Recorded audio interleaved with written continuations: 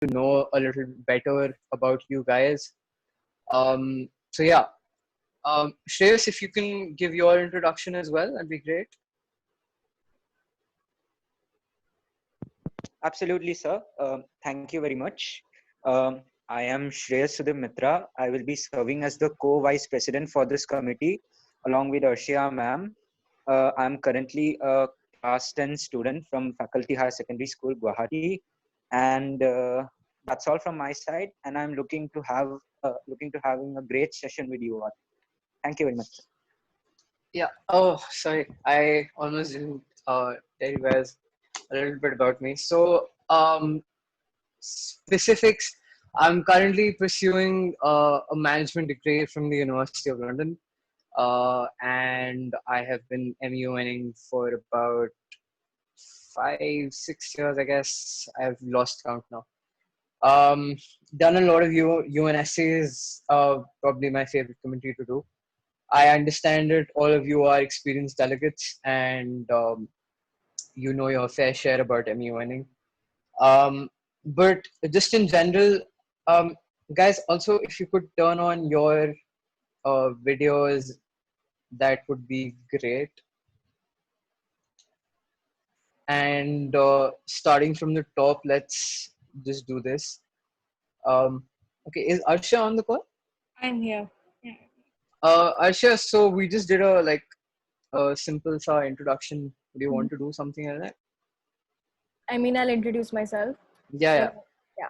Hi, everyone. So I'm Arshia. I'll be serving as your vice president as well, along with Shreyas. So um, I'm a 10th standard student as well from MGD School, Jaipur. And I have been doing MBNs for, I guess, 2 years. And pretty much UNSC is absolutely my favorite committee to do. So I hope this committee helps you learning more about the MUN and everything else, and helps you speak up more and have self-confidence when you're speaking. So that's it for me. Amazing. Um, so, okay, how we're gonna do this is, I'm gonna start by asking like a few basic questions from you guys, just so that I can understand what your, what do you say, level is like, so that I can tell you whatever that needs to be told for us to have a great session and further a great conference. So, how many of you are have done less than 5 UNSC committees? If you could raise your hands. I don't know if that's, yeah, okay. All right, 1, 2, 3, 4. Okay. Anyone else? Okay, great. No worries. So why I asked that question specifically is for two reasons. Okay, and for people who have actually done more than 5 UNSC committees, can any of you tell me what a consultation is? And guys, turn on your mics. I can not hear you, and this will be like just a lecture if I just keep speaking and I don't hear any of you guys.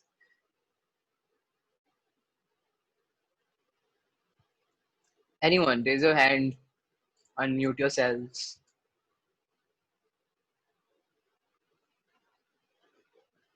Anyone who wants to give it a shot.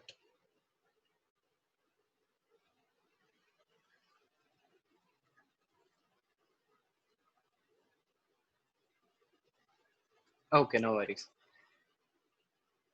Uh, all right. So that was just like small trivia question that I was asking you. So consultations are essentially so UNSC in the UN headquarters in New York has two rooms. There is a room that you see in all of the pictures that I'm sure that you must have seen if you have had the good fortune of actually going to the SC headquarters, then that room. So that's the room that we all see, that we all associate with the UNSC. surprisingly enough, most of the work or the real heavy lifting of the Security Council is actually not done in that room, but done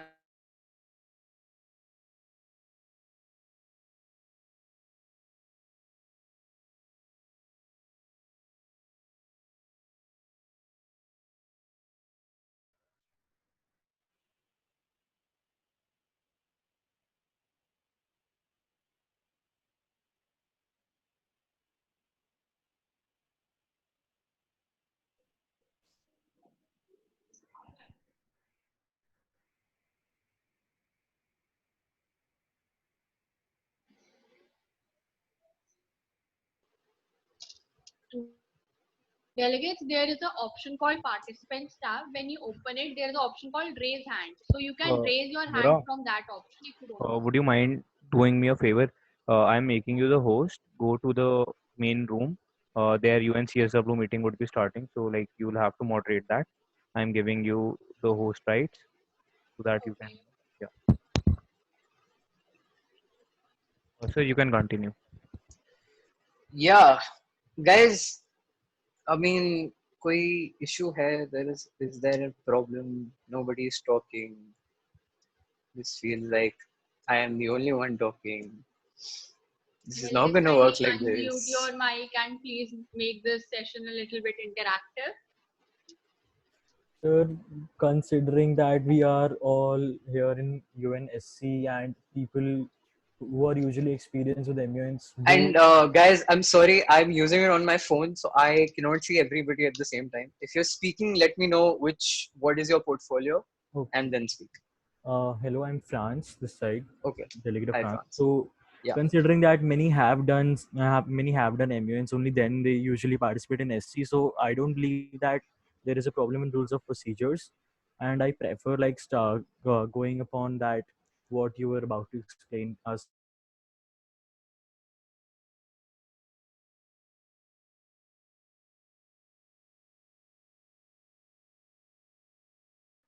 Hello, Nora. Start. Yeah. Start admitting people. जो भी CSW वाले हैं, keep them here. I'm going to assign me the breakout room, please. Okay.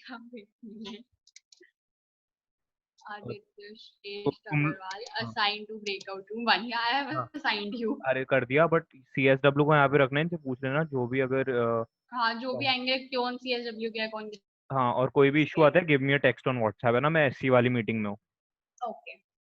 This out is you're gonna raise your hand. The raise hand feature on Zoom, you're gonna use that. Whenever any kind of uh, voting is going on or the roll call is going on and so on and so forth. So that feature is going to be used a lot. And what else? Okay, so you're first timer. So Delegate of Belgium, do one thing. Go through the PDF that we have that is there on the group. If you have any kind of doubts about it, you can personally message me or any of the vice chairs. I have one doubt. Can you please Yeah. explain about moderated caucus? Moderated caucus. Okay, I'll have to go over the whole thing then. Okay, कोई बात नहीं. So do you understand voting? First of all, Yeah. you understand Yes. the whole thing about voting? Yes. All right. So there's a slight change. There are a few things which are different in UNSC voting than in a normal committee voting. Okay. Yes. So any of the permanent members cannot abstain from voting. So that is, I'm pretty sure you all are aware of who the 5 permanent members of this council are, right? Great. So that is point 1. They cannot abstain from voting no matter what. उनको करना ही करना है voting. I hope it's not a problem if I occasionally use Hindi in it, make it bilingual. Yeah? Is that fine with everybody? Yeah, sir. All right, great. So yeah, so that's one thing. Voting ka, एक second. What else? Yeah, okay. So they can't abstain from voting. They have to vote. you can choose to vote or not to vote. All right. And your doubt about moderated caucus. So there are two forms of debating that happens in any MUN, right? There is a formal debating and there's informal debating. Okay. In formal debating, there is what we call a general speakers list, which is essentially just a list of speakers, right? A moderated caucus is something that you raise a motion for. So let's say, for example, we're discussing this agenda at hand, conflict resolution during the COVID-19 pandemic, and you want to talk about the situation in Libya, let's say, for example. Okay, the effect of the COVID-19 pandemic on the situation in Libya.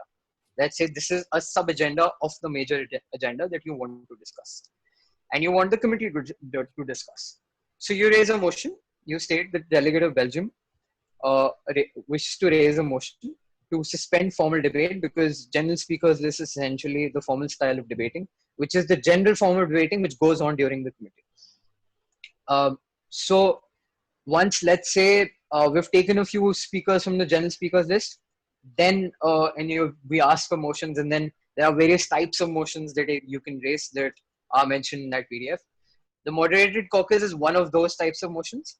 You raise the motion, you state the delegate of Belgium would like to suspend formal debate, i.e. the general speakers list, and move into a moderated caucus on the topic, and then you state whatever the subtopic that you want to discuss.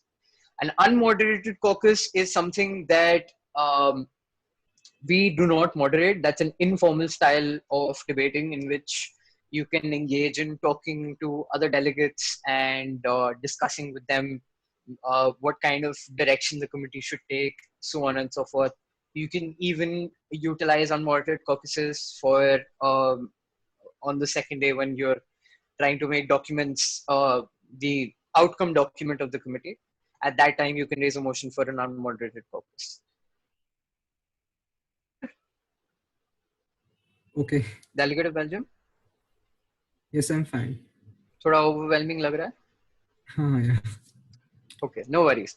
So that's what I'm saying, because what I want to do is get into slight technicalities, because I'm sure the other delegates who are experienced, who have done UNSCs before, there are some specific things that I need to tell them first. However, I'll do a personal call with you. I'll explain every single rules of procedure to you so that you are absolutely 110% clear on what you have to do in the conference. Is that good? Yes. All right, great. All right, getting on to technicalities. Delegates, I would request you to ask me a few questions on the rules of procedure first. I understand you're all very experienced in that, but is there any other slight technicality that you might have a doubt with? Anything at all? Slightest of the things, because let me tell you this, I cut marks for rules of procedure. I am a very strict EB when it comes to you following rules of procedure, you following a particular format, staying formal and all of that. So if there's any doubt at all about rules of procedure, ask it right now.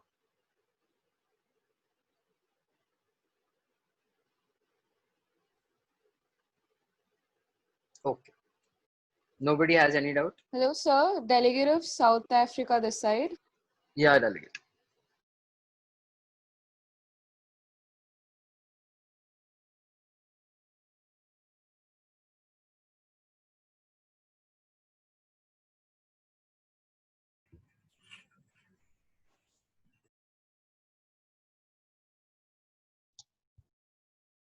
Palash, you are from CSW. Mura?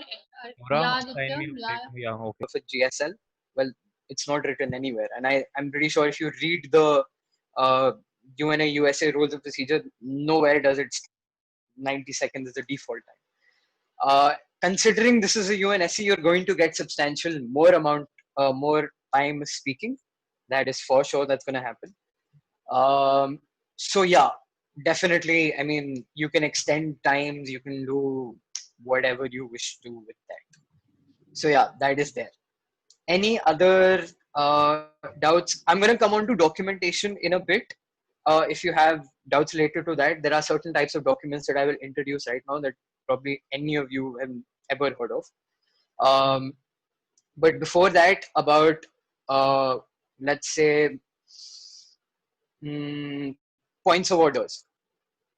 Can any of you tell me, any of the people who've done more than 5 UNSCs, what points of orders are used for?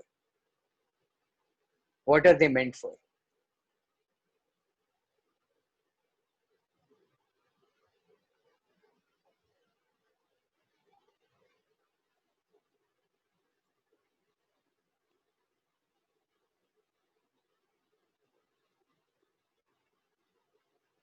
किसी को नहीं पता. Guys, if you know it, speak it up. What's wrong with you, man? Speak up. मैं इतना intimidating नहीं हूँ यार. Chill करो थोड़ा. Relax.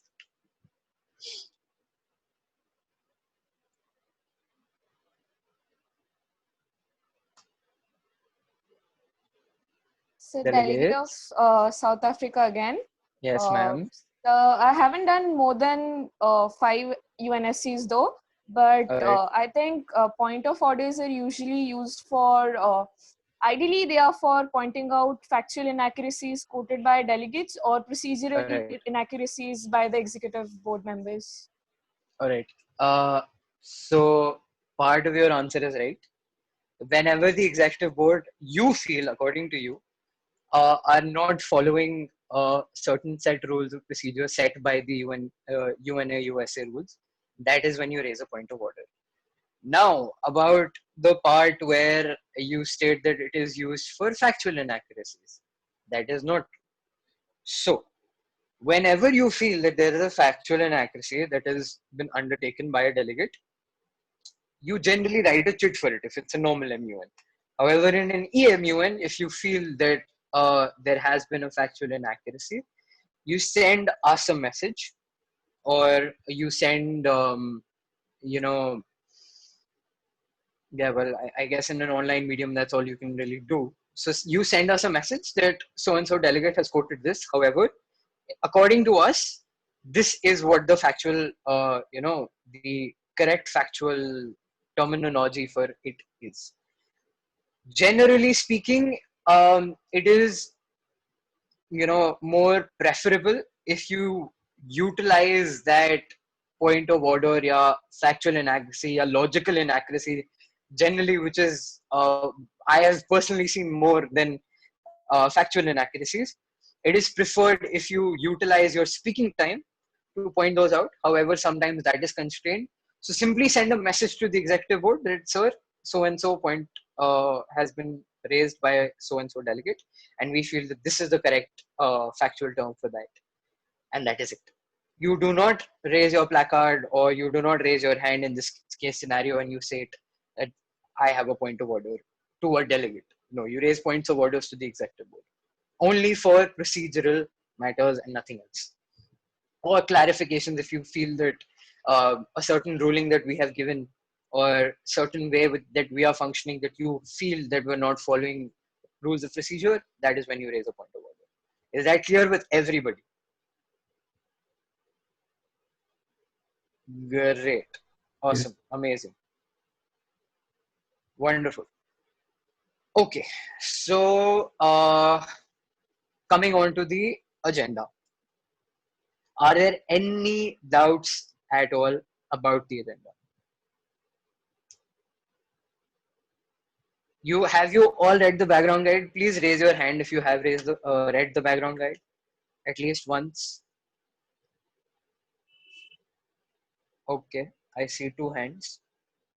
3, 4, 5. Okay.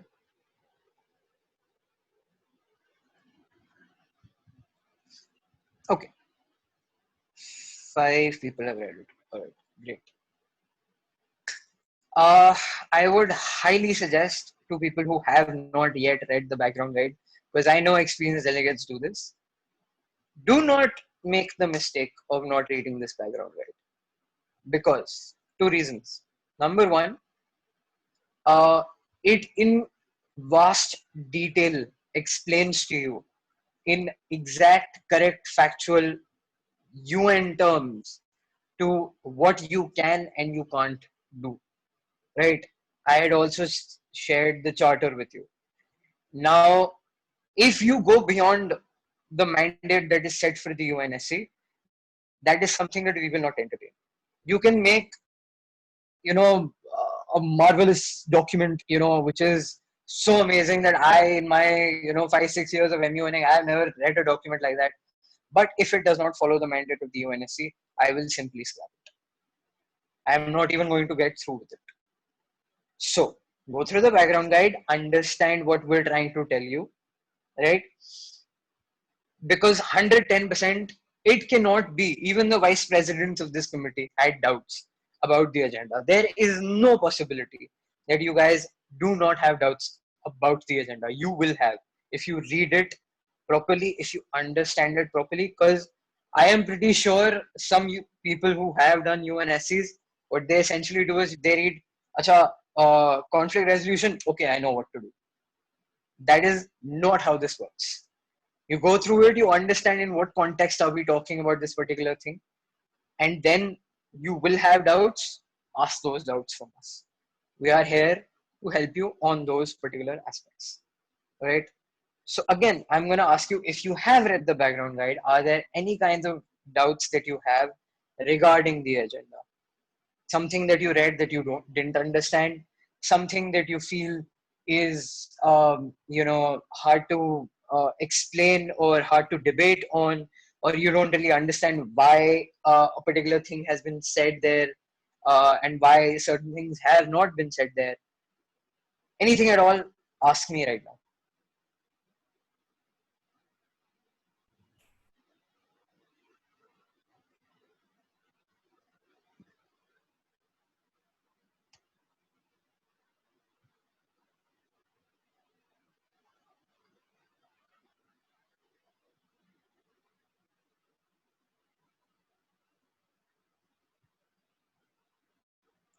Okay, so nobody has any doubts on that? No doubts about the agenda at all?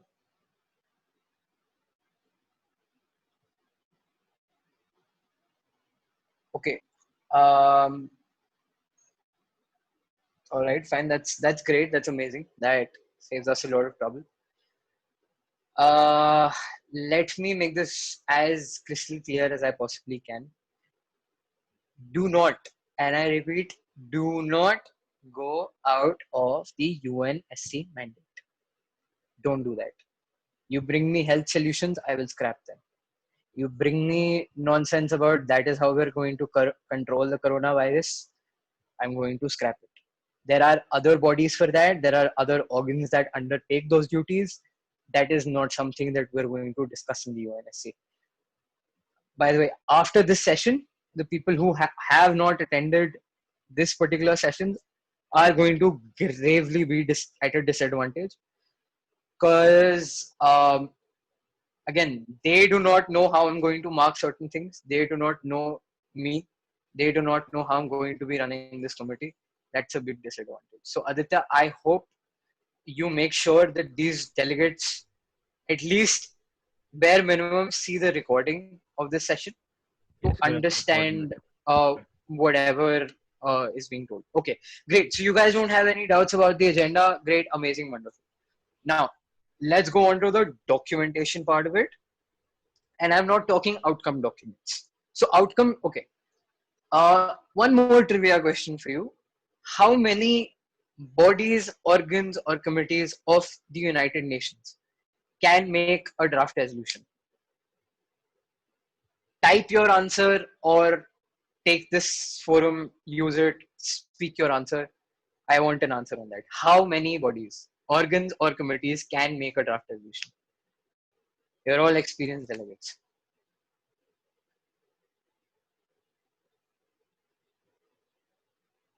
Guys, okay, also, if you do not answer this, like if you do not become interactive, I'm going to start picking you all out. Please give me an answer. It is not that hard. You are all experienced MUNers. How hard it can be? How many committees, bodies, or organs of the United Nations can make a draft resolution? Google पे search करोगे नहीं मिलेगा, फायदा नहीं है. Sir, France decide just a Yeah. poke. I think it's six. Six can make. Alright. Alright. 6. So delegate of France says it's 6. Just Ab I'm going to go one by one. Delegate of Belgium, give me your answer. I'm not aware. How many? I don't know. Give it a try. It's not कोई think judgment नहीं कर रहा हूँ मैं. Marking नहीं हो रही है इस पे. Relax. 5 bodies, I think. Huh? I think there are 5 bodies or something. 5 bodies. All right. Delegate of the Dominican Republic. I think it's 7 or 8. 7 or 8. Delegate of Germany.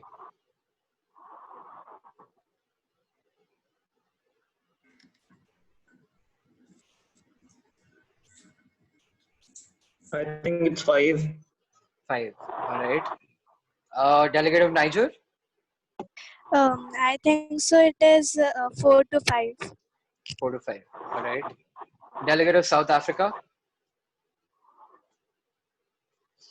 So even I'm not completely sure about it, but I think it's somewhere. It's 6. I think It's 6. All right. Delegate of Afghanistan. I guess 7. 7. Delegate of ROK. Sir, I believe it's all the UNGA committees. I don't know. All the UNGA committees. So UNSC cannot make a resolution? Oh, sorry. UNSC included. UNSC. I think only UNSC can make only one, I think. Who is this? Delegate of? Belgium. Belgium. All right. Okay. All right. Now, as my honorable vice presidents are already aware of this fact, that okay, there are 3 UN bodies that can make a draft resolution. No other body or committee can make a draft resolution. There are only 3. Number 1 is United Nations General Assembly and the subcommittees that reside under it. Number 2 is the Honorable Security Council. Number 3 is the Economic and Social Council that can make a draft resolution. So if you go on the UN website, a link that I will share to you, they have very specifically specified how to make a United Nations draft resolution according to like UN procedure. You put the symbol of the committee, that is General Assembly, Security Council, or ECOSOC, and then subsequently you write, in the 74th session of the United Nations General Assembly, Security Council, or Economic and Social Council, so and so, then operative clauses, preambulatory clauses, operative clauses, so on and so forth. So there are 3 bodies: GA, SC, ECOSOC. कोई भी पूछे आज के बाद, you all have new information that has come to light to you, that there are only 3 bodies that can make a draft solution: UNGA, UNSC, and United Nations ECOSOC. All right. Okay. And why it is that, and why only these 3, बाकी क्यों नहीं बना सकते? ऐसा discrimination क्यों हो रहा है इनके साथ? So ऐसा discrimination इसलिए हो रहा है because these are the 3 main organs of the United Nations. Or okay, I'm gonna interchange the words, not exactly organs, but take it for what it is. That oversee a lot of subcommittees and a lot of sub-bodies of the United Nations. So let's say, for example, common examples could be the World Bank Group, IMF, the CTC, which is the Counter-Terrorism Committee, ILO, IMO, और क्या है, मतलब I mean, if you want to actually go into the depth of it, you'll be surprised to know how much information goes back to just these 3 people, which is GA, Security Council, ECOSOC. बड़ा simple सा short सा structure है United Nations का. Okay, anyhow, all right. So understand this. like I told you before, something that you all feel that you already know may or may not be true. At least in this council. In this Security Council, there are a lot of things that you're going to get to know about. So again, I'm asking you, if you have any doubts about the Security Council in any way, shape, or form, ask them right now. I have one doubt. Yes, Delegate Abel. Yeah. I have to speak about the resolution of COVID-19, but you just said that we can't speak about health issues. Why can't we Right. not? All right. So if you go through the United Nations structure, which you will find after you once you get into your research, there are specific bodies which are set up to discuss health issues in grave detail, and they have a lot of flexibility and specific budgeting which is given to these bodies in order to undertake measures to ensure that health crisis or public health crisis or the damaging effect that this pandemic has on them. There is a separate sort of discussion which is going on in other committees and other bodies and in other ways, shapes, or form on that. So we're not going to be talking about COVID-19 vaccines. We're not going to be talking about where it started, how it started. We are not concerned with that. If where it started, how it started, if you have conclusive evidence of that, okay, you should not be discussing this in the Security Council. Please go write an email to the actual United Nations, क्योंकि वो बेचारे भी अभी sir पीट रहे हैं अपना, उनको भी नहीं पता कि किसने शुरू करा था. So if you have conclusive evidence of that, I will be more than humbled to see that, and I think the United Nations themselves will be more than humbled to see that.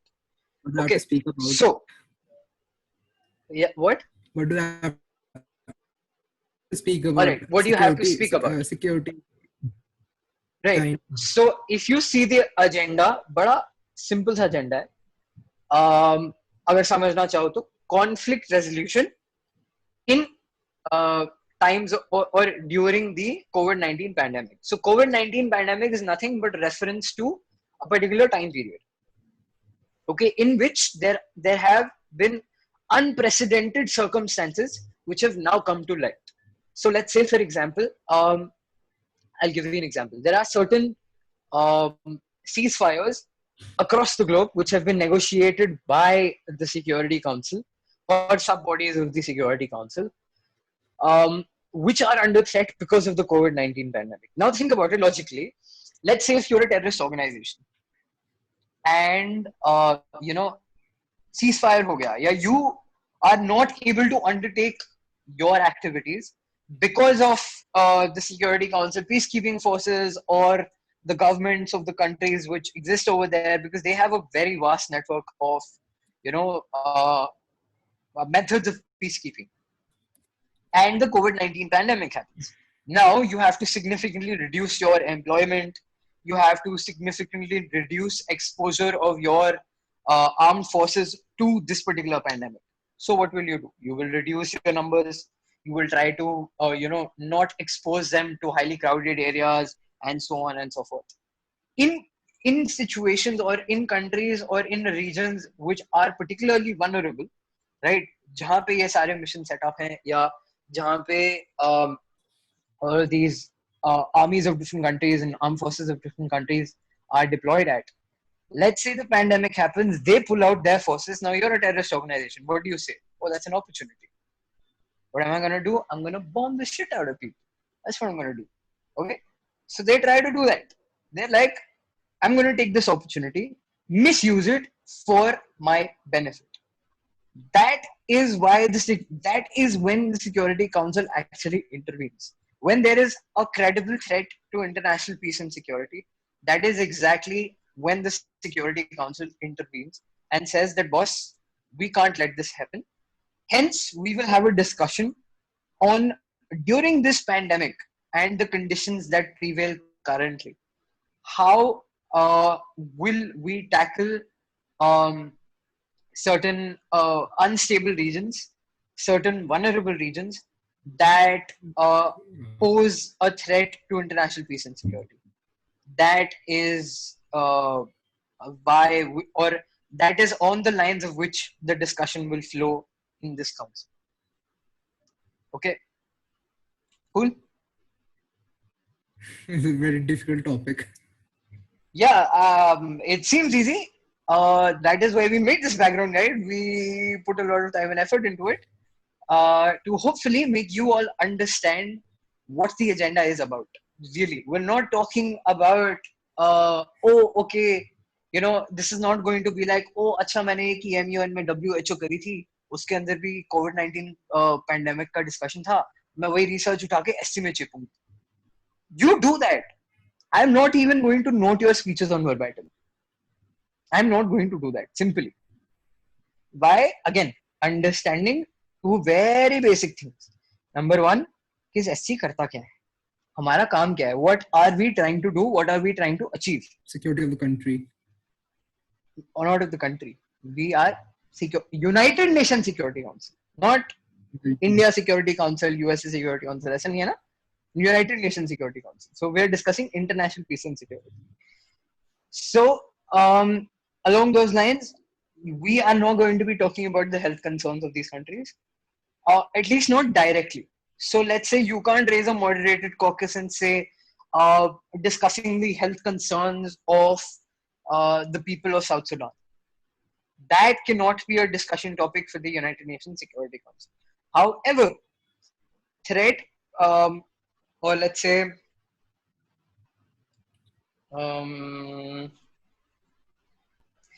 threat to negotiated ceasefires in so and so regions. That can be a topic for United Nations Security Council discussion. थोड़ा और clear हुआ? Clear. थोड़ा समझ में आया? Yes. Okay, great. All right. Is everyone else? Because I'm only hearing the delegate of Belgium, and मेरे को लग रहा है बस मैं इसके साथ ऐसे वीडियो कॉल कर लेता हूँ 1-to-1 सेशन करने की क्या जरूरत है? Everybody is well aware of everything. They know everything. मैं क्या कर रहा हूँ यहाँ पे? मैं मतलब it's fine. I can. Excuse me. First. Yeah.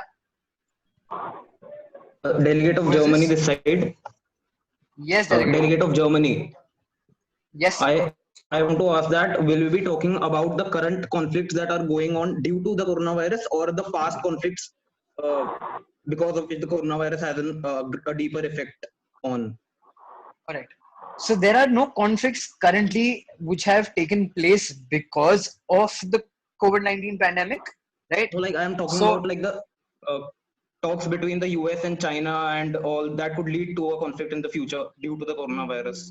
No, not that. We're not going to be discussing that. We're going to be discussing previous existing conflicts which have taken place all across the globe. Examples of which we have given in the background guide as well.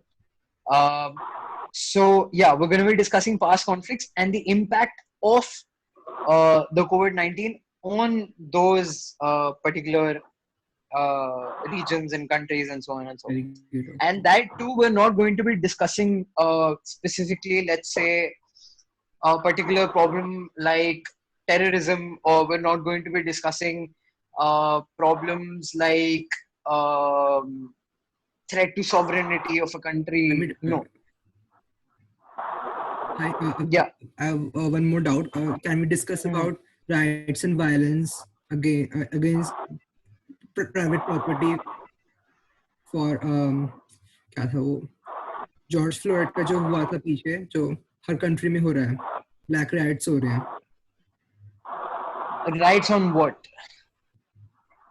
Because of the COVID-19 pandemic? No, George Floyd का जो हो रहा था अच्छा तो out of topic जाएगा अच्छा sorry It's okay, it's fine, it's totally fine.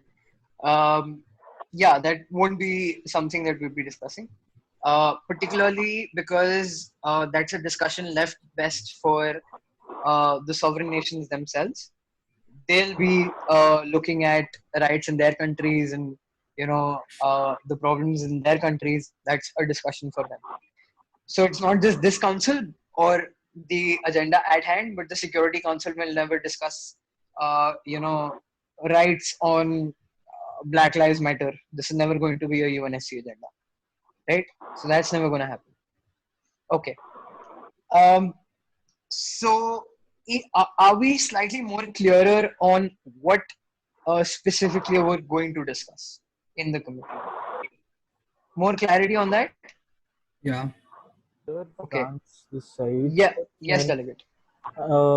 Can you just give us some other example of what can be discussed related to the specific countries or situations? Okay. Let's take the example of Libya. All right. Let's take Libya as an example. All right. Whatever the pre-existing conditions of that country were, what conditions थी, right? Now the COVID-19 pandemic struck. Now there is a threat of people who were already under the threat of, violence, internally or externally, or by whatever forces involved in that. So they were already under threat of that. And now the pandemic happens. Now what has happened is, you have to understand that the same capacity and the same, vigilance that countries could have undertaken to tackle a particular, conflict in a particular region or country. The same vigilance cannot be implemented now because of the pandemic. There are certain restrictions. There are certain, tangible issues which have now come to light because of the pandemic. I'll give you an example. A lot of patrolling that happens around these regions or in these regions by the peacekeeping forces, peacekeeping missions which are employed by the Security Council have not been undertaken with on the same capacity as they were being done before. Why? Because of the COVID-19 pandemic. The peacekeeping, the Peace Corps is under considerable threat of catching the virus and then subsequently dying of that, or spreading it to other people. Hence, to control that, patrolling less हो गई है, enforcement less हो गई है. The mechanisms which were in place, or the capacity at which that they could function, are significantly less now. Hence, there exists a vacuum for these, extremist forces, or certain people that might misuse this opportunity to their benefit and cause conflict in these regions, right? Because honestly, do terrorists really care about a COVID-19 pandemic? Are they going to be like, social distancing? No, they're not going to bomb anybody. No, they're not going to do that. Of course, they're going to function at their full capacity. However, we as the Security Council and the member states of the council cannot function at the same capacity, hence posing problems, hence the discussion that we're going to have. How do we solve those problems? What do we do in order to safeguard our countries, safeguard our Peace Corps, at the same time also ensuring that international peace and security is maintained? That is the crux of the whole discussion that we're going to have for the 2 weeks. Cool? Yes, sir. Thank Great. you. Anything else?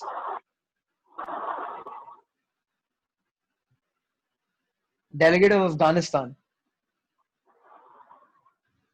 Yes. Do you have any doubts? Actually, I'm also first timer, so I'm listening whatever you're saying. All right, great. तो बताओ मेरे को, ऐसे पता नहीं लगा मेरे को. ऐसे you are going to pose a lot of problems for your own self, because I'm thinking only my friend delegate Belgium is the first time. Okay, you're also a first timer. Great. No problems. Me too, Germany. All right, Germany is also a first timer. Okay. No, not first timer, but second or third. But I'm not much experienced about All SCs. right. Okay. All right. No problems at all. Okay. All right. Great. What should we do? Do you want me to go over the rules of procedure once? I can do that. It'll be quickly done. What I essentially wanted you guys to do was to read it your own selves, because 90% of the doubts people get cleared out when they actually read the rules of procedure. Okay, काम करो. You're all on your laptops or your phones. Laptop. Is that right? Yeah. All right, great. So do one thing. It's not going to take a very long while.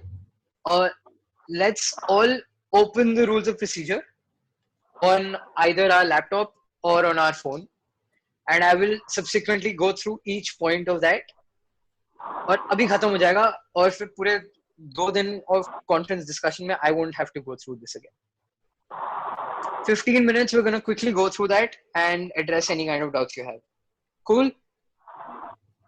Then I'm going to get on to specifics of the agenda discussion. Because this maybe I'm pretty sure you guys have. So just a request, France, this side. Actually, I Yes, Delegate of France. another like tuition at around 7:40. So and I'm actually aware of the rules of procedure. So just a recommendation. Can we just talk about the agenda right now and then we can proceed to the rules of procedures if possible?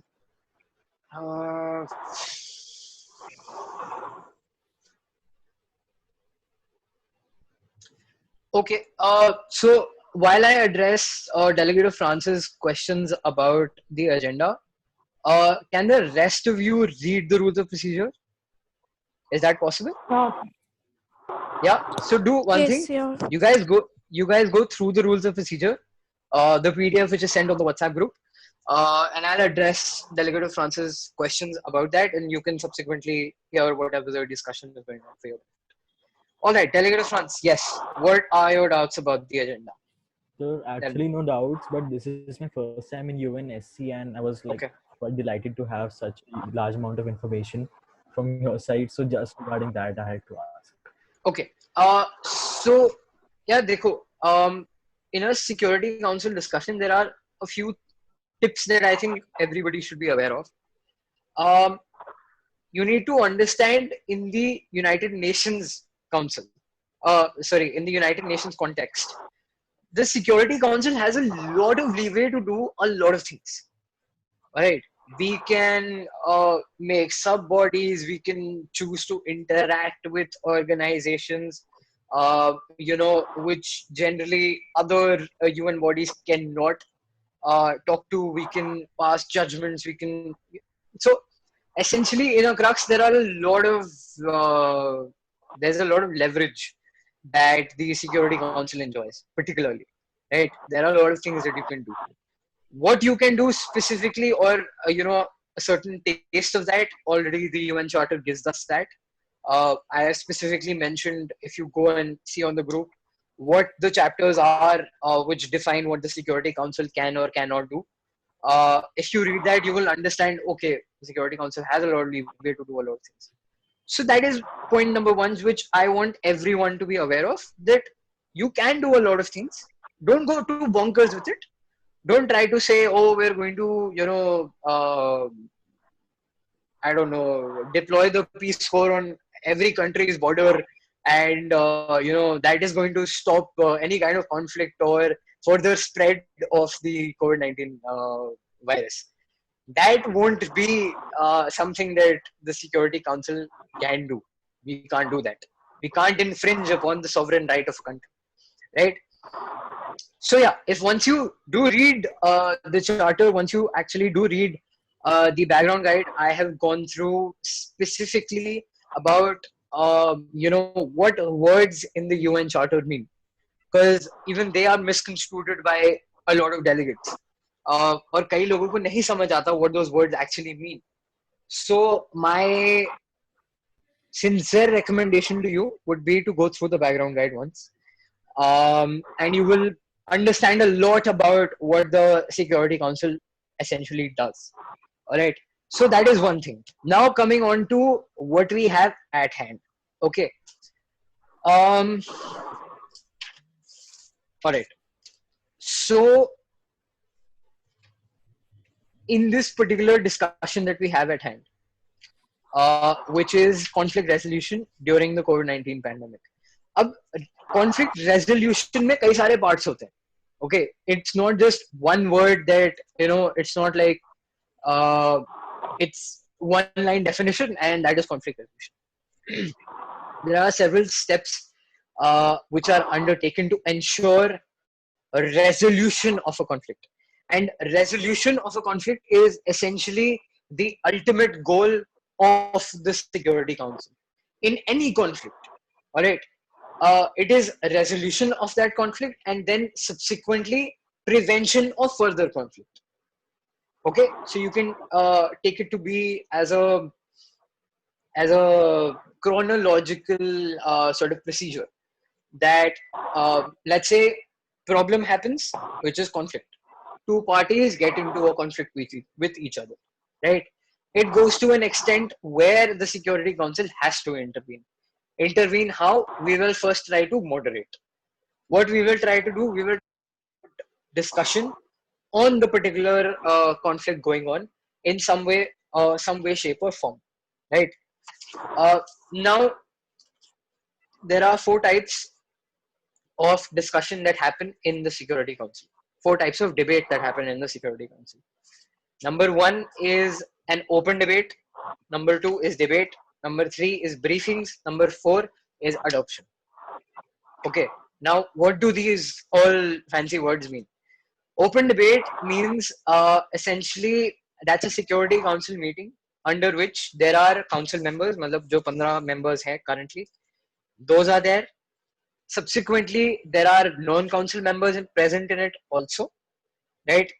The Secretary General is also generally also a part of open debates, open debate meetings.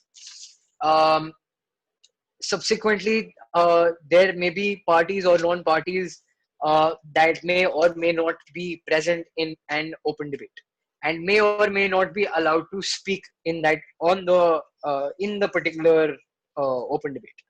Okay, so ये हो गया एक type का discussion. Second type of discussion is a formal debate, which essentially generally happens on a particular situation or a particular crisis. So let's say situation in Libya, जो कि situation in Venezuela, situation in Cyprus, which are common agendas that have been previously discussed by the Security Council. Those are done in formats in meetings called debates. Specifically debates. जब आप वो crisis discuss कर रहे हो, वो situation discuss कर रहे हो, that's called a debate. Only council members speak in it. Nobody else attends it. Nobody else comes to it. They are the ones who are in it. They are the ones who go through with the discussion. All right. Number 3 is briefings. Briefings hoti hain wherein, let's say, representatives of other bodies, sub-bodies, or other organizations of the United Nations or not of the United Nations come to the Security Council and give briefings to the council members, right? Ki samajh lo, the people heading the CTC, which is the Counter-Terrorism Committee, they come to the Security Council in a briefing session, and they brief the council members upon the proceedings that are going on with the with the committee, with the CTC, right? So report discussions, let's say observer missions that the Security Council has set up, unki briefings, as in whatever progress they have, their progress reports are discussed with the Security Council member in a briefing session. All right. 4th and finally is adoption. Adoption क्या होता है? Adoption is तुमने draft resolution बना लिया, अब उसकी voting, उस पर discussion and उसका adoption, formal adoption of a draft resolution, because only then does it become a resolution, right? That happens in an adoption meeting. Again, only attended by council members. Non-council members are not allowed. Clear hai itna? Now, why am I telling you this? Why it is important? It is important because you need to understand what kind of discussion you are in. Number 1. Number 2 is what lines are you going to debate upon? Okay, because a Security Council, in general, so let's say you're the delegate of France. Okay, maybe you, UK, US might agree on something. That is also quote unquote, right? You might agree on something, but the other 2 veto powers don't agree on something. they do not want a discussion on a particular topic, or they do not want a particular resolution to be passed or to be adopted, right? So dynamic change हो गया, politics change हो गई committee की. Now this is something that does not happen in other committees. This is a problem that other committees do not have to tackle with. USA is equal to Niger, Niger is equal to Dominican Republic, Dominican Republic is equal to Afghanistan, everybody is bye-bye. Okay. But in a Security Council, there are certain privileges that are given to permanent members, right? So you as a permanent member and other people as non-permanent members need to understand the kind of discussion that they can undertake in a, in a Security Council. They can't, let's say, have a discussion on a topic or discuss certain things that do not take into account that you are in a council existing of permanent members, जिनके approval के बिना आप किसी चीज पे कोई discussion नहीं कर सकते. Clear हुआ था? Okay. So this is one point. Another point is you as in other members which are not P5 nations, they can, let's say, there's a very important topic of discussion upon security measures to be implemented in vulnerable regions during the COVID-19 pandemic. Let's say this is a topic of discussion, right? And let's say that you as France are disagreeing with discussion on this particular topic. Now what your duty is to do, अब मैं documentation पे आऊँगा, but just clearing the air so that you understand the differences between committees, is in a Security Council, if you do that, if the topic of discussion is not non-contentious and you are refraining from voting or you're voting against discussion on that particular topic, what you need to do is write a letter to the UNSC president specifically stating reasons as to why you are disagreeing with discussion on this particular topic. So that is essentially called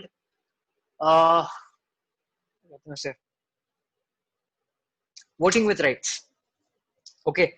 So essentially you just simply write a note or write a letter to the president of the Security Council specifically stating कि boss, this is the reason why I do not want discussion on this particular topic. Okay.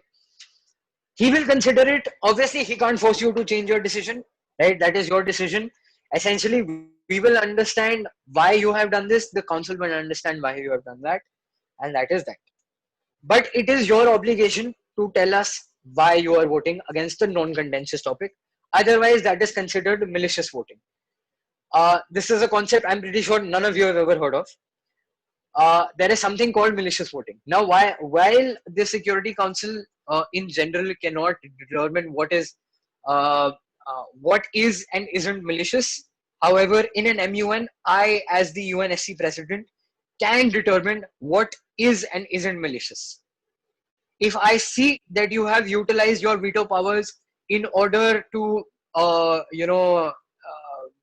mean, this is going to sound really immature, but something which does commonly happen in Security Councils is you voting against a resolution just because your name is not on it, just because you do not agree with that particular delegate's point of view, or agree in the sense कि तुम्हें लग रहा है कि उसका best delegate आ रहा है, तो अगर मैं वीटो पावर हूँ, मैं अगर वोट कर दूंगा उसके अगेंस्ट तो उस पर डिस्कशन नहीं होगा तो मेरे को अवार्ड मिल जाएगा. That is considered malicious voting, which I will consider. That is why I need letters from you which specifically discuss upon. If it is uncontentious and I specifically point out to you, delegate, I need a letter from you stating your intent to not vote in favor of this particular discussion or resolution or so on and so forth. So you have to write that. Okay? एक हो गया ये difference. अच्छा. What other things? You cannot abstain from voting. I think I have already made that clear. Yeah, okay. Another very important thing. All right, I'm going to lie down. I'm sorry, guys. My back's paining. I'm an old guy. Okay. So, right. Another important thing is your consultations. As I gave you a slight trivia on about what the Security Council does. So a Security Council also has a consultation room. मतलब कितनी privileges मिल रही है देख रहे हो तुम Security Council ऐसे कहाँ उठा के रखा हुआ है ऐसे ठीक है. So yeah, there is a provision for a consultation that can be undertaken by you as delegates of the Security Council. Now, what is a consultation? Consultation is nothing but you can say a formalized, slightly formalized version of what you call an unmoderated caucus. Okay. So let's say, for example, delegates of France, Niger, Dominican Republic want to discuss something in private, right? That can be documentation, that could be discussion on a particular topic, or so on and so forth, XYZ, whatever it might be. If you want to do that, there is a provision for you writing or raising a motion for a consultation. In this particular consultation, what happens, and this is a procedure that we're going to follow in our conference as well, what is essentially going to happen is you guys go to a private WhatsApp group, you add any of the vice presidents to it. They will be present in the consultation, supervising what the discussion, what the content of your discussion is in that consultation, and then they will report back to me. I will note down whatever happened in the consultation, and essentially you as delegates can utilize these consultation to talk about topics which might even go against your foreign policy. So let's say, for example, you feel that to resolve a certain conflict, let's say the delegate of USA feels that to resolve a certain particular conflict, the criminal tribunal needs to intervene. Criminal tribunal of a particular region needs to intervene. Yeah, the International Criminal Court needs to intervene, or the ICJ needs to intervene and pass or discuss a particular case scenario in that region. However, what just happened? All right, no issues.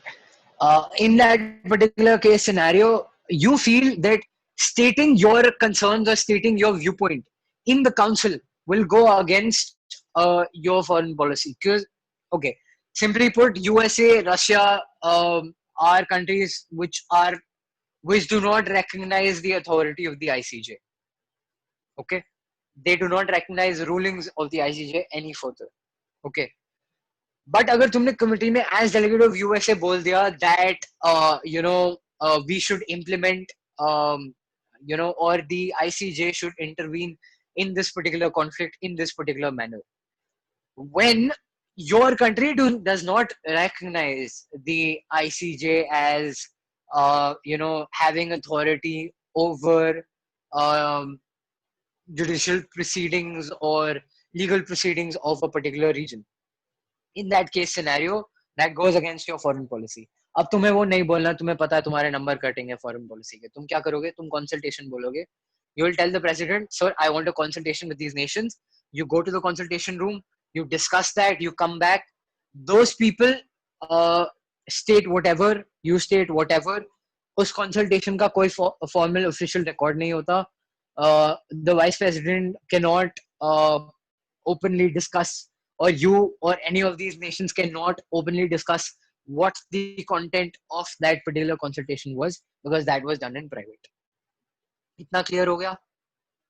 समझ आ गया सबको consultation क्या होता है? Clear?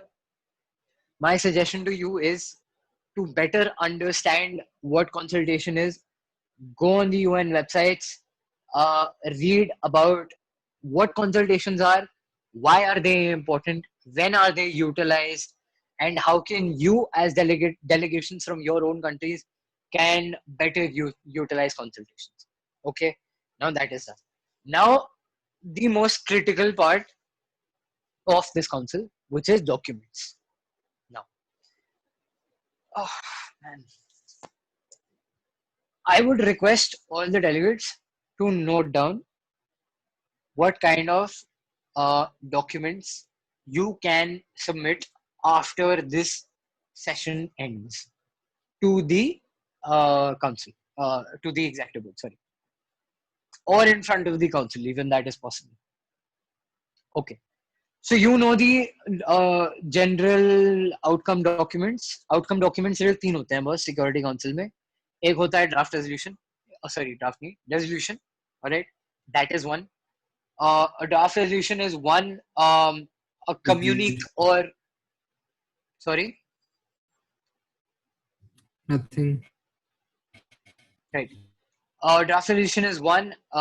Second is a communique. Communique is essentially a press release given by the whole committee as a whole, right?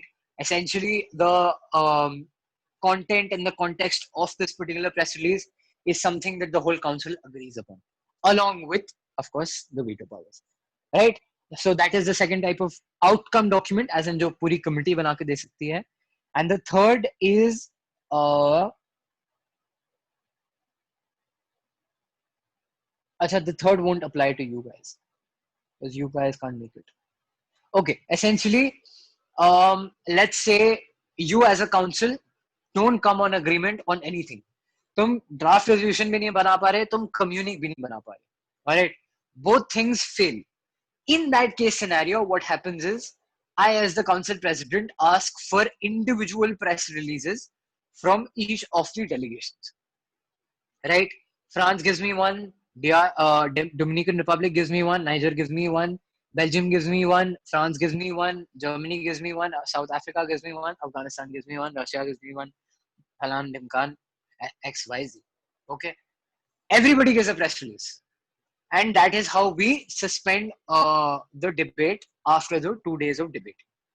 That is the most extreme case scenario, if you can't come on agreement for anything, which in such a case scenario is least likely to happen.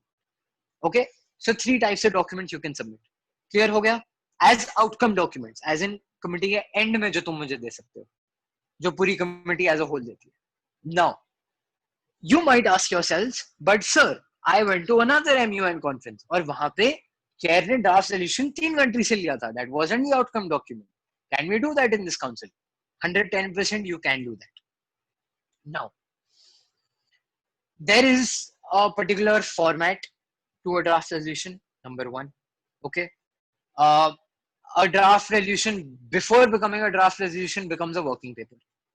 What is a working paper? A working paper is simply what it suggests. It's a working paper, as in it's a document which is under process, which is eventually going to become a draft resolution.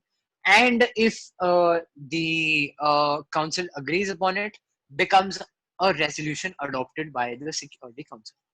Is that clear? समझ आ गया सबको? Okay, great. All right. So yeah, you can make draft resolutions. You can submit draft resolutions, even with a few nations cobbling up together.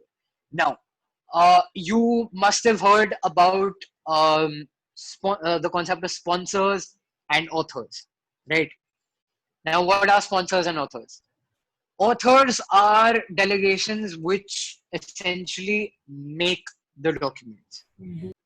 So, let's say France, Germany, UK make a draft resolution. They author a draft resolution. And they want it to be presented for discussion on the committee floor. Now, in a Security Council, for such a resolution to be discussed, यहाँ के scenario थोड़ा अलग होता है बस. यहाँ special majority नहीं चलती. Sorry, यहाँ स्पेशल मेजोरिटी चलती है, but in that special majority, you must necessarily need the 5 nations to agree upon it. And as I stated, if you miss, like तुम्हें लग रहा होगा, obviously delegate of France must be feeling, ओ मेरे पास तो कितनी power है, मैं तो ये resolution discuss करवा सकता हूँ, ये resolution नहीं discuss करवा सकता, oh I have so much leverage.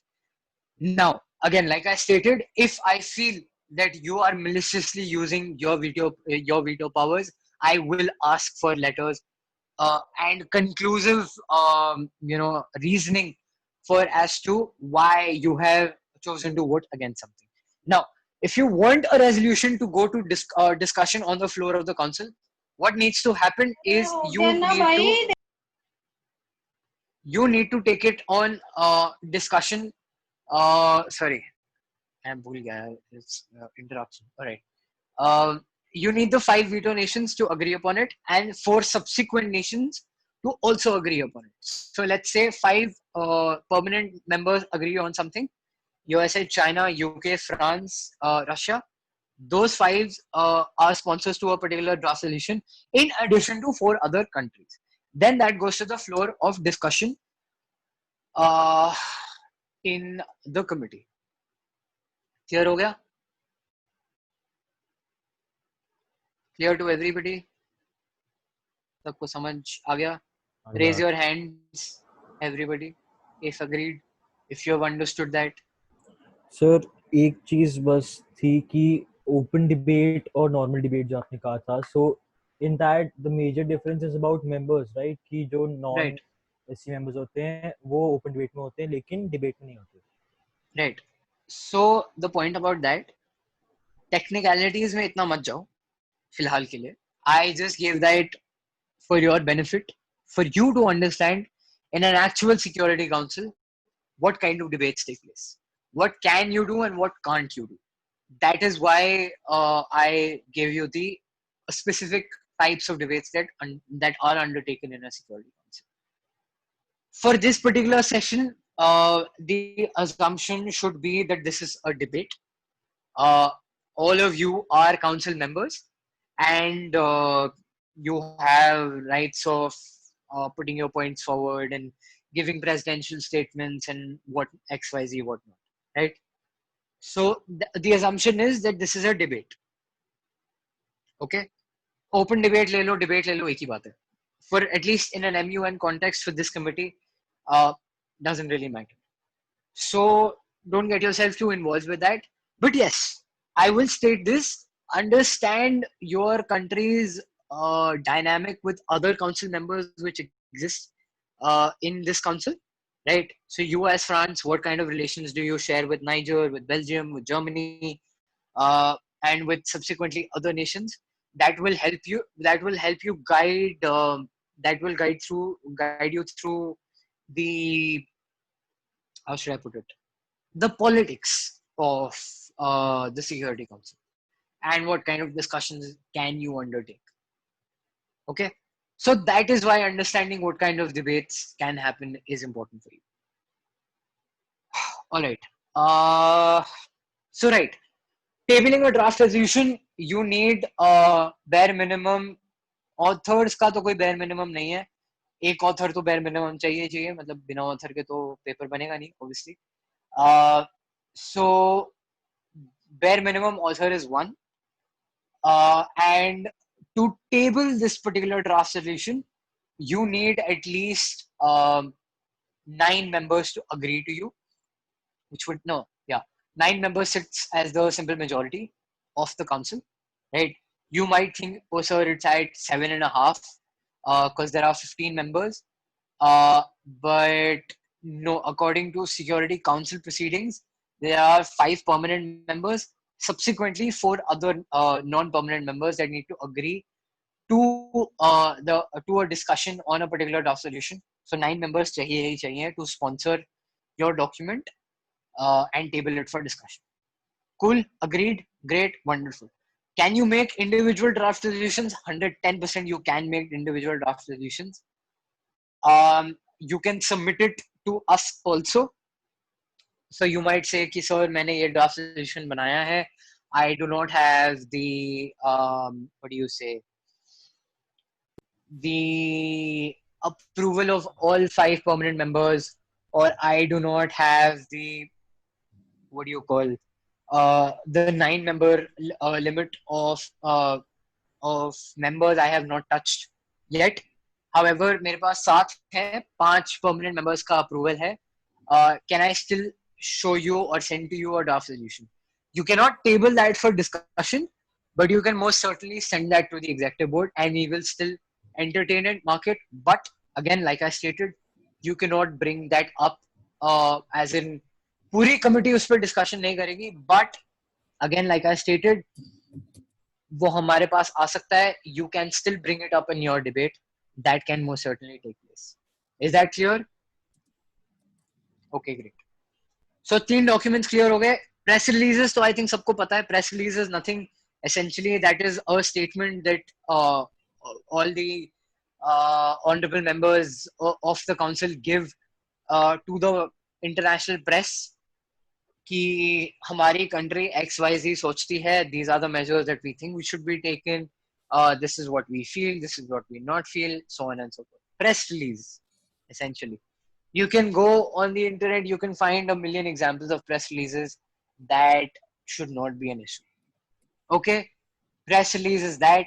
A communique, which is a statement of the whole council, is essentially, you can say, the content and context of this particular press release is something that the whole council agrees upon. So let's say, और ये बड़ा जैसे preambulatory clauses होते हैं ना, wishes to do XYZ, seeks to do XYZ. Generally, press releases are worded in such a manner. Okay, they are not worded in a, what can you say, in a conclusive manner, but in a sort of elusive manner. Ki, yeah, we seek to do this, we agree to do this, and so on and so forth. So not very detailed in nature, right? Now a question might pop up in your head, ki, okay, if this can't be detailed, then how do I give you my detail? How do I give you my analysis? How do I give you my research and my understanding of a particular situation? So how you do that is through these documents. Note it down. Okay. So there is something called a concept note. Okay. Now what is a concept note? A concept note is essentially, you can say, a step that comes even before the plan of action or draft solution. So in a concept note, you essentially tell us, or you tell the council कि boss, मेरे दिमाग में ये idea है, and these are the things that I feel that we can undertake. This is the timeline that I feel shall be implemented for this particular idea, and this is how we're going to go about doing it. Okay, I will send you the particular format of the concept note, and in what format do you need to send them. To understand in what context can you send a concept note, let's say, for example, you have a unique idea upon utilizing the powers of the Security Council in order to implement a observatory mission to a particular country. Let's say South Sudan. Okay. You feel that the COVID-19 pandemic is such a huge and grave concern for the Security Council that they need to establish an observatory mission in South Sudan, particularly pertaining to the threat that the COVID-19 pandemic poses upon the vulnerability and the conflict that is going on in that region. Okay, you have this concept in your head, you have this idea in your head, and you show it to us through in a very detailed and formal manner through a concept note. Is that clear? थोड़ा complex लग रहा है? थोड़ा सा, but कोई बात नहीं. Right. Still understood. Because it is supposed to be. Documents in a Security Council and documents in general are supposed to be very, very complex in nature. Right? So, डरो मत, कोई बात नहीं, कोई there is no need to be intimidated by it. Yeah, I'll most certainly try to make sure that this is the best Security Council you've been into. But yeah, I'll send you formats for everything. Any doubts that you might have after this session, I'll be available. Any of the vice presidents will be available to answer your doubts personally. So yeah, you don't need to worry about that. Okay. So draft solution समझ में आ गया, concept note समझ में आ गया. Now there is also something called an analysis paper that you can make. Now what is an analysis paper? Matlab, I don't think you've ever heard the name analysis paper ever before. Analysis paper is essentially, as the name suggests, analysis of a particular given situation. Let's say, for example, the delegation of Belgium has a particular analysis of a given situation. Let's state their thesis is essentially कैसे समझाऊं?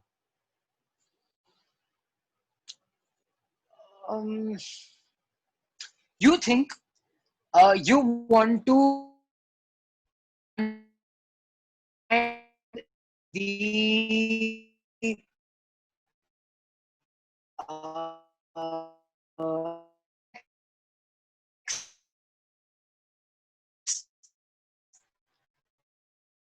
the plot of the situation. This is the question that you answer. You want to efficacy of the deployment in Libya and what kind of effect that will have. तुम्हारी thesis है कि efficient होगा नहीं होगा, तो तुम एक analysis paper बनाते हो जिसके अंदर तुम now there is no particular given format for an analysis paper. You essentially give your analysis, your understanding of that let's say method that you're going to utilize in order to undertake a given action.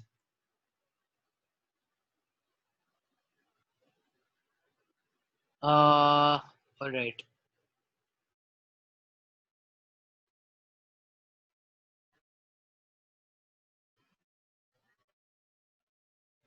Okay. All right. So, yeah, it's very simple. Write your thesis. Essentially, you write all analysis of analysis papers that you'll much more. Sir, I'll have to leave right now. Actually, the section and chairperson can just leave. I'll see the recording session afterwards. Can I get the permission, please? Sure. Thank you so much, sir.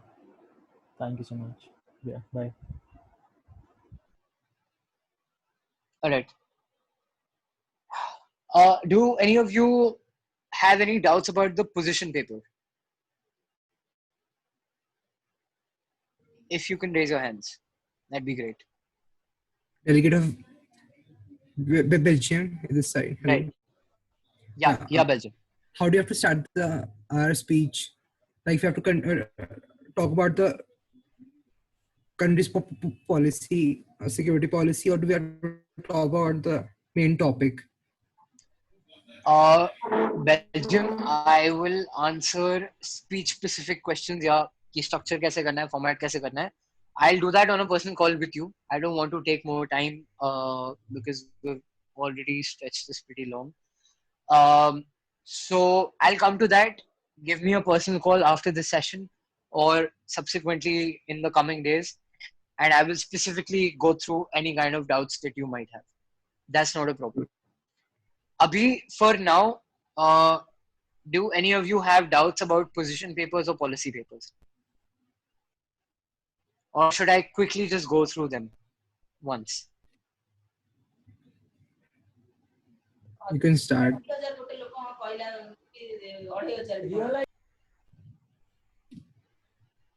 All right. Okay, great. So essentially, a policy and position paper is submitted to the executive board in a condition where you are asked for it. Now, I'm sure some of you give position or policy papers on situations that, oh, we feel our policies or our, understanding of a particular given situation is under which you give a position paper. Well, no, you give a policy or a position paper when you're asked explicitly from the executive board on a particular policy change that you might be undertaking in the council. So, like I stated, for example, if the delegate of USA is stating, quote, we accept ICJ's ruling XYZ. However, in the real world, they don't accept ICJ rulings. Then we, as the executive board, will tell them, boss, according to our information, you are undertaking a particular position or policy change. Would you be so kind as to submit a policy paper stating the reasons why you are undertaking this policy change? If those reasons are credible enough, under those and only those circumstances can you undertake a foreign policy or a policy change. So yeah, under any other circumstances, you will not be able to undertake policy changes in the council, right? So that is when you submit a policy or a position paper. Both are the same thing. Finally, the final two documents would be there is something called agreements that you can also make, format for which I'll also send on the group. An agreement can be bilateral, trilateral, or multilateral. Let's say you want to regionally set up a particular committee, subbody, or there are particular steps that you want to undertake amongst yourselves. In that condition, you undertake an agreement bilaterally, trilaterally, or multilaterally, under which you specify the reason why you're undertaking the agreement, what the content of that agreement is, and then what objectives are you seeking to achieve out of the implementation of the particular agreement. यही तीन चीजें होती हैं. Objective, the what do you call, the reasons why you're undertaking the agreement. उससे ऊपर होते हैं who are the people involved in the agreement, why are you undertaking it, what is the content of that agreement, and then subsequently the objectives or the outcomes that you wish to see out of that agreement being undertaken. All right, that is agreements. Plans of actions is very plain and simple. You write plan of action, then subsequently write the objective for the plan of action, and then simply lay down the points in a very concise manner. Okay, we wish to do XYZ. Let's say we wish to deploy the peacekeeping force in this particular region. We wish to, engage in dialogue on these particular grounds. We wish to seek to implement an embargo on XYZ countries for XYZ reasons, so on and so forth. So, under that circumstance and that circumstance only do you formulate a plan of action. ऐसा plan of action मत भेजना जिसमें तुम action कोई नहीं ले रहे, सिर्फ recommendations दे रहे हो. For that, you can give us press releases. You can give us what do you state? You can give us concept notes. You can give us analysis papers, so on and so forth. If you are just conceptualizing the merit of a given, what do you say? A particular step that you're undertaking. So plan of action can be something you can say a precursor to you making a concept note, an analysis paper, which you can also do without the plan of action. It's not really important. But a plan of action is essentially a concise, precise version of the much larger draft resolution that you will be making, or the communique that you will be making, or the agreement that you will be undertaking, so on and so forth. I'll also give you guys a precedence of the documents, which will essentially tell you ki, okay, this comes first and this comes next and this comes next and then this comes next. So do not worry about that. So yeah, other than this, the formats of all documents, again, like I stated, will be on the group. Any kind of explanations that you might have will be on the group. You do not need to worry about that. Any doubts on the agenda will also be on the group. You do not need to worry about that. Like if you guys have any doubts, you can obviously message me or any of the vice presidents about it. Any doubts about the, let's say, speeches or how to utilize the unique powers that are given to you by the Security Council? How can you better utilize that? We can do that as well. I think Aditya, if there is any, further, let's say, large scale, doubts that might come up or more specific doubts that might come up, we can schedule another training session Not a where problem, sir. hopefully, Just give me a ping. I'll schedule it again. yeah. Because I think after this, probably this is a lot of information to take in. Sir, Probably I have these sent guys will, something on WhatsApp as well. Like check it out. yeah, I'll see that. Uh, so yeah, I think that would be enough for now. काफी information मिल गई है to you guys. I won't try to give you even more than this. Compress this, try to understand it. My strongest recommendation to you is go and read the background guide thoroughly. Go and read the UN Charter thoroughly, specifically the chapters that I have mentioned on the group. काफी चीजें तुम्हें clear हो जाएंगी as to what you can or cannot do. I will further be sending you links about current Security Council actions which have been undertaken, so that you are aware about what is happening in the real Security Council and what you can undertake or what you can build off of. After this session, I'm pretty sure the Secretariat is going to open your group for lobbying. We are going to be marking your lobbying. We are going to be overseeing your lobbying. We're not going to be moderating it.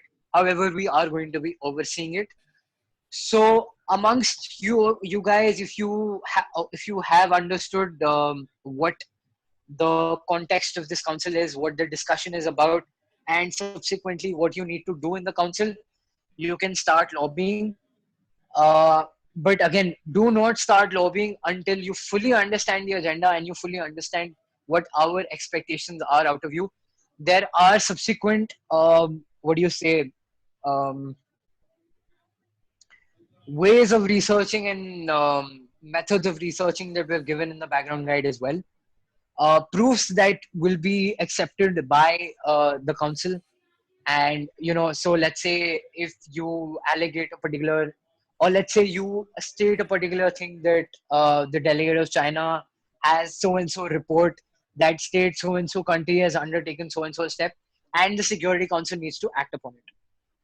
And if that report comes under the set of reports that we have specifically pointed towards in the background guide, then we will be accepting that report. Anything other than that will only be considered hearsay and will not be considered as substantial proof in the council.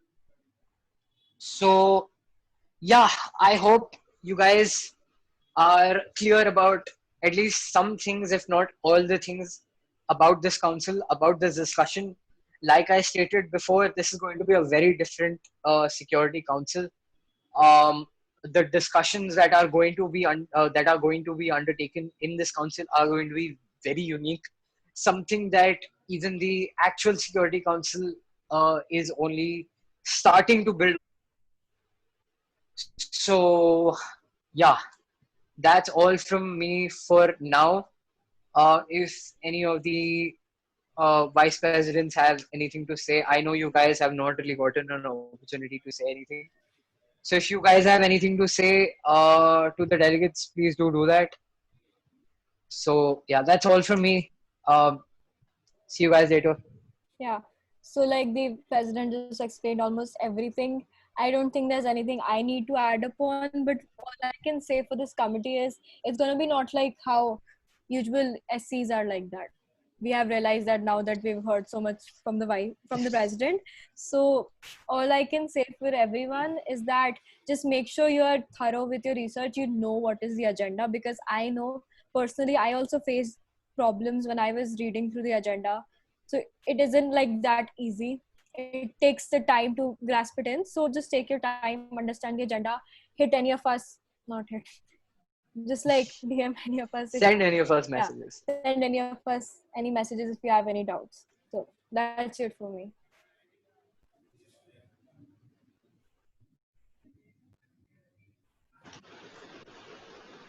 Shreyas, would you like to say something?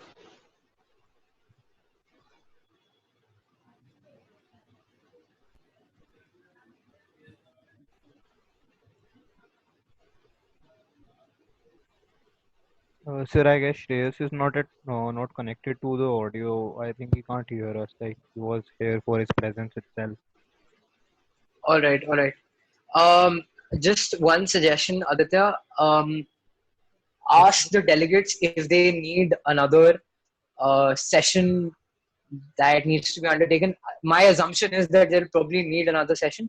So all the things that I stated that will be shared on the group. Once I do that, just take consensus upon if they need another session or they are okay with not having a session, Okay, and we'll schedule that as soon as possible. Yeah. okay, sir. So shall I All right, open great. the group for lobbying now? After I send all of the things that I have told that I will send, we'll open the group for that, and subsequently we'll also open the floor for any kinds of documents that delegates want to send in. So yeah, that's it. Okay, sir. After I send those things, you can open the group for lobby. Okay, sir. Yeah. So sir, is the meeting officially ended? Yeah. Sir, The yeah. session's over. So I request all the delegates to leave the meeting itself, not leave the room, because in the other room CSW meeting is going on. So like they may face disruption.